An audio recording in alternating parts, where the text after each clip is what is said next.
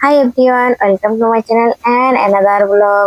আজকে খুব মিনি হতে চলেছে ব্লগটা, ঝটপট দেখলি। এই যে আমি কুমড়ো পাতা, মিষ্টি কুমড়ো পাতা কেটে রেখেছি।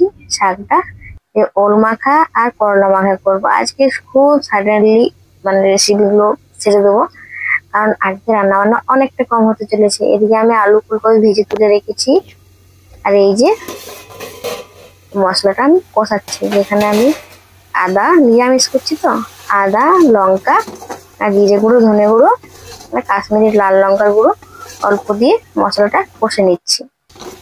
এই যে লাল করে কষে নেবো, যতক্ষণ না তেল ছাড়ছে ঠিক ততক্ষণ অবধি, ছাড়লে চলবে না, কষিয়ে যেতে হবে। এরপরে দিয়ে দেবো ওই যে ভেজে তুলে রাখা ফুলকপি আলু, দিয়ে ভালো করে আবার 2 থেকে 3 মিনিট ভালো করে কষে নেবো। আর আমাদের এখানে 2 দিন থেকে কারেন্টের ভীষণ অসুবিধা হচ্ছে, এই আসতে যাচ্ছে। মনে হচ্ছে ঝড় বৃষ্টির জন্য এটা হচ্ছে, কোথাও একটা প্রবলেম হচ্ছে হয়তো। বাট হ্যাঁ, কোনো সময় আসছে কোনো সময় যাচ্ছে। এই যে এলো, এখন মনটা অনেকটা হালকা হয়ে গেল, মনে হচ্ছে জীবন থাকবে। আবার চলে গেলে কিন্তু ভীষণ মুশকিল। এদিকে আমি সাদা ভাত করেছি, যেখানে ভাইয়ের খাওয়া হয়ে গেছে, মানে ছোট ভাই কাকিমার ছেলে।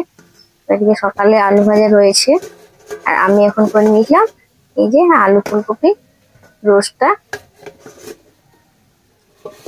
এদিকে আর রয়েছে করলা মাখা, ওল মাখা, এটা কিন্তু দেশি ওল মাখা। এদিকে আমি এই যে মিষ্টি কুমড়ো শাকটা ভেজে নিচ্ছি, আর মৌসুমটা এই যে খুব সুন্দর। সবাইকে টাটা।